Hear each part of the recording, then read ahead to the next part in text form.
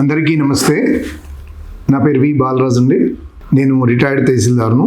మనం భూ సంస్కరణల మీద కొంచెం మాట్లాడుకుంటా ఉన్నాం. గతంలో అంటే ఏంది, అసలు భూ సంస్కరణ అంటే ఏంది అనే అంశం మీద కొంచెంసేపు మాట్లాడినాం. ఎవరికి ఎంత ఉంటే చట్టం అనుమతిస్తుంది, ఏ భూమి ఎంతవరకు ఎవరికి ఉండాలనే దాని మీద కూడా కొంత చర్చ చేసినాం. అంటే వాస్తవంగా చట్టం ఏం చెప్పింది అది మాత్రమే చెప్పడం జరిగింది. తదనంతరం కోర్టు తీర్పులు ఉంటాయి, లెజిస్లేటివ్ చేంజెస్ ఉంటాయి, తర్వాత ఎగ్జిక్యూటివ్ ఇన్స్ట్రక్షన్స్ ఉంటాయి, ఇవన్నీ ఉంటాయి. ఏది ఉన్నప్పటికీ ఒరిజినల్ చట్టం ఏదైతే ఉన్నదో దాన్ని డిస్టర్బ్ చేయడానికి వీలుండదు. అందుకనే నేను మాట్లాడిందంతా కూడా ల్యాండ్ రిఫార్మ్స్ యాక్ట్ ఏదైతే చెప్పిందో అది మాత్రమే వివరించడం జరిగింది.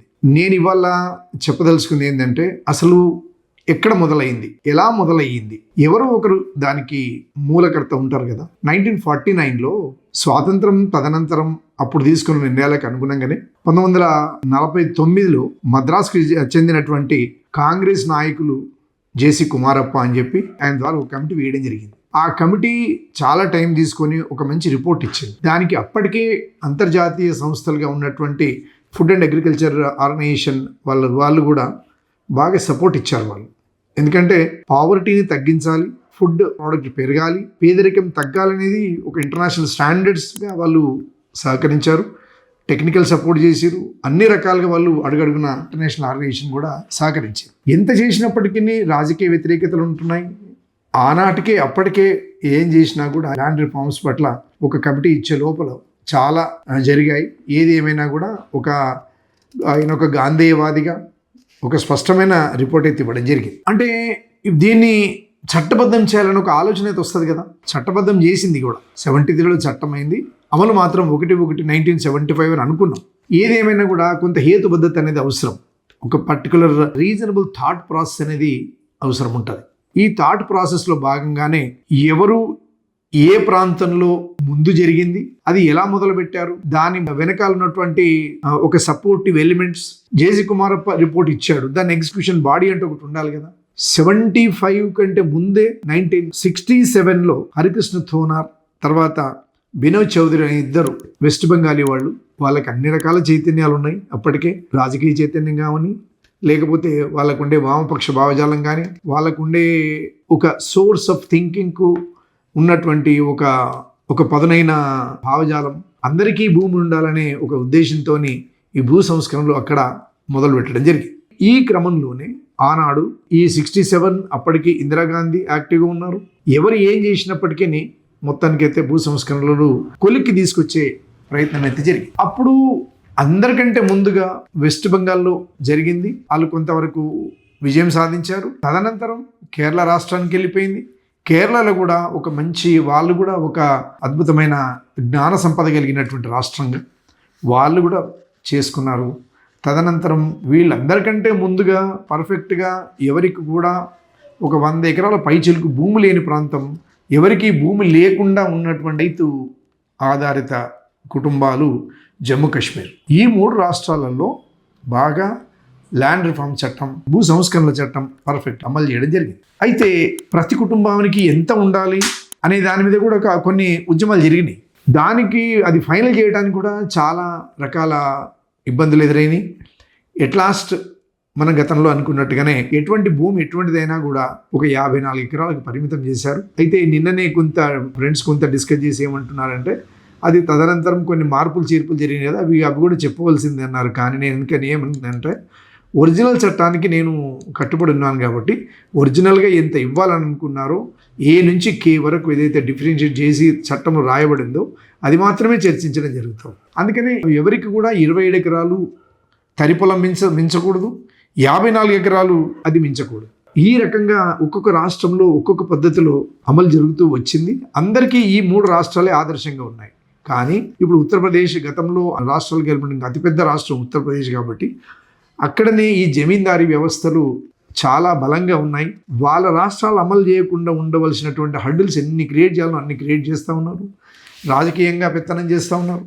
తర్వాత ఆర్థిక స్తోమత వాళ్ళకే ఉంది కాబట్టి చట్టం అంతా వాళ్ళ చేతిలో ఉన్నది, వాళ్ళ ద్వారానే ప్రజాప్రతినిధులు ఎన్నిక కాబడతారు. కాబట్టి వారి రాష్ట్రాల్లో కేంద్రం ఎంత బలంగా ఉన్నప్పటికీ కూడా వాళ్ళు భూ సంస్కరణలు అమలు కాకుండా చేసేవారు. కావాలని న్యాయస్థానాలు కూడా వాళ్ళను స్వేచ్ఛనివ్వలేదు. వీళ్ళు ఇచ్చిన అవి అమలు కాకుండా ప్రయత్నం చేశారు. శక్తివంతమైనటువంటి భూ యజమానులు ల్యాండ్ రిఫార్మ్స్ ఎట్టి పరిస్థితుల్లో సక్సెస్ కాకూడదనే ఉద్దేశంతోనే వాళ్ళు ముందుకెళ్ళిపోయారు. అడుగడుగున అంతర్జాతీయ సంస్థగా ఉన్నటువంటి ఫుడ్ అండ్ అగ్రికల్చర్ ఆర్గనైజేషన్ అయితే కొన్ని సందర్భాలలో వాళ్ళు ఎప్పటికప్పుడు డేటా కూడా మీ వరకు మీ ఎంతవరకు వచ్చిందని అన్నప్పుడు అప్పుడు ప్రైమ్ మినిస్టర్గా ఉన్నటువంటి శ్రీమతి ఇందిరాగాంధీ ఇంకా ఫర్దర్ యాక్టివేట్ చేయడం జరిగింది. అనంతరం ఒరిస్సా కూడా కొంతవరకు సాధించింది. అంటే తదనంతరం తమిళనాడు కూడా చాలా వరకు ల్యాండ్ రిఫార్మ్ సాధించారు. ఎందుకంటే ఎక్కడైతే చదువుకున్న వాళ్ళు ఒక బేస్ థింకింగ్, ఒక ఆదర్శవంతమైనటువంటి భావజాలము, జ్ఞాన సంపద ఉన్న చోట ల్యాండ్ రిఫార్మ్స్, ఇది ఉత్పత్తి పెరగాలి, ల్యాండ్ యూజ్ తప్పకుండా ఉండాలి, ప్రతి ఇంచు కనుక మనకు పంట ఉత్పత్తి జరగాలి, ఆహార భద్రత నుండి మనము కాపాడబడాలి, ఉత్పత్తులు పెరగాలనే ఉద్దేశంతో, ఒక ప్రధానమైన ఉద్దేశంతో తీసుకురాబడ్డటువంటి భూ సంస్కరణలు అసలు ప్రపంచంలో ఈ చర్చ జరగదు. ఇన్ని ఎకరాలు సంపద ఒక చోట పోగుపడదు. వీళ్ళు జమీందారులు ఉన్నారు కానీ ఏమీ పని చేయకుండా అలాగే ఉంచుకున్నటువంటి ఒక దుర్మార్గమైన శబ్దము ఆ రాజులనే దుర్మార్గులు, ఆ రాణులనే దుర్మార్గురాళ్ళు వీళ్ళందరూ కూడా ఆ స్వార్థంతో ఆ భూములు కాపాడుకొని జనాలను హింసిస్తూ వాళ్ళు పడే కష్టాలను చూసి అది వాళ్ళ కర్మ అని వాళ్ళు పోయిన జలేసుకున్న పాపం కాబట్టి వాళ్ళు అలా ఉంటారు, మేము ఇలా ఉంటాం అనే ఒక అమానవీయమైన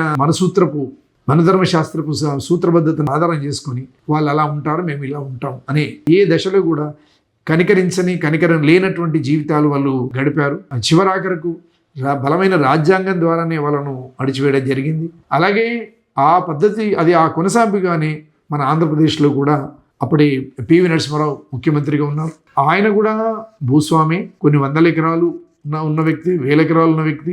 మన ఆంధ్రప్రదేశ్లో ఎక్కువ శాతం భూములు వెలమల దగ్గర, ఆంధ్రప్రదేశ్లో అయితే కమ్మలు రాజుల దగ్గర, తెలంగాణలో అయితే మన రెడ్లు దగ్గర, వెలమల దగ్గర, కొంతమేర కర్ణాల దగ్గర భూమి అలా మిగిలిపోయి. నిజాం నవాబు గురించి చెప్పాలంటే భూ సంస్కరణలలో ఆయన కాపాడినంత భూమి బహుశా భారతదేశంలో ఎక్కడ లేదు. అంత భూమి ఆయన ఈజీగా అనేస్తున్నాం. ఇప్పుడు సర్ఫేఖాస్ భూములన్నీ ఆయనే తన కొరకు దాచుకున్నటువంటి భూములన్నీ ఇవాళ కాపాడబడి భారతదేశంలో ఎక్కడ లేనటువంటి భూ సంపద హైదరాబాద్ చుట్టూ అది నిజాం పరిపాలనలో ఉన్నది. కాబట్టి ఆయన ప్రభుత్వానికి భూమి అంటూ ఉండాలని చెప్పి ఉంచుకున్నటువంటి భూమే ఇవాళ హైటెక్ సిటీ. అత్యధిక ప్రభుత్వ భూములు ఉన్నటువంటి రాష్ట్రం ఏదైనా ఉంది భారతదేశంలో అంటే తెలంగాణ రాష్ట్రం. అందుకనే ఆనాడు ఆంధ్రప్రదేశ్ వచ్చినటువంటి పెద్ద పెద్ద పెట్టుబడిదారులు వాళ్ళంతా కూడా ఏదో పెద్ద మన హైదరాబాద్ని ఉద్ధరిస్తేందుకు రాలే. వాళ్ళు అభివృద్ధి కోసం వచ్చారు. వాళ్ళు బాగా అభివృద్ధి చెందారు, ఇంకా అభివృద్ధి చెందుతూనే ఉన్నారు. తెలంగాణ ప్రజలు మాత్రం అదే వాళ్ళ పట్టా భూములల్లో వారి భూములనే ఉన్నారు. అయినప్పటికీ ఎన్నో వేల ఎకరాలు ఆచార్య వినోబాబావే తీసుకున్నటువంటి భూదాన ఉద్యమం ద్వారా కొన్ని భూములు వచ్చినాయి. తర్వాత గ్రామదానం కింద కొన్ని భూములు వచ్చినాయి. ఇవన్నీ కూడా ల్యాండ్ రిఫార్మ్స్లో భాగంగానే ఉండిపోయినాయి. సెక్షన్ 39 ఆఫ్ కాన్స్టిట్యూషనల్ అమెండ్మెంట్లో చట్టం ప్రకారంగా భూమి అనేది అందరి హక్కుగా చూపించబడేటువంటి హక్కును ప్రధానంగా చూపించడం జరిగింది. అయినప్పటికీ కొన్ని వేల ఎకరాలు వాళ్ళ దగ్గర ఉండిపోవటము.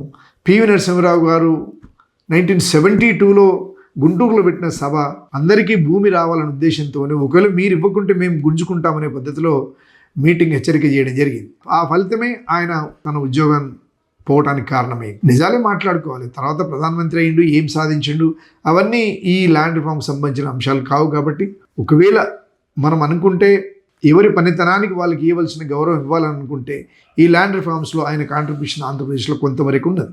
ఇప్పుడు ఆనాడు తీసుకోబడ్డటువంటి భూములు ఇటు తీసుకోవాలి, అటు పనిచేసేయాలి. ఎట్టి పరిస్థితుల్లో ఒకసారి భూమి తీసుకున్న తర్వాత ల్యాండ్ రిఫార్మ్స్ ట్రిబ్యునల్ ఇచ్చినటువంటి ఆదేశాలు వాళ్ళకి ఉంచవలసినటువంటి ఎంత దగ్గరికి వెళ్ళి విచారణ చేసి వాళ్ళ భూములు తీసుకున్నప్పటికీ అయినా వాళ్ళ కుక్క పేరు మీద, గతంలో మనం మాట్లాడుకున్నట్టుగా కుక్క పేరు మీద, నక్క పేరు మీద, పని మనిషి పేరు మీద, వాళ్ళ ఇంట్లో వాళ్ళు పెంచుకునే ఒక ముద్దుల ఆవు పేరు మీద ఇలాంటి పెట్టుకున్నా కూడా మిగిలిన భూమి ఇవ్వడం జరిగింది. వాళ్ళు ఇతరత్ర పేర్ల మీద కూడా రాసుకున్నారు, బోకస్ రిజిస్ట్రేషన్ చేసుకున్నారు, దేవాలయాలకు ఇస్తున్నట్టుగా కొన్ని డాక్యుమెంట్ క్రియేట్ చేసుకున్నారు.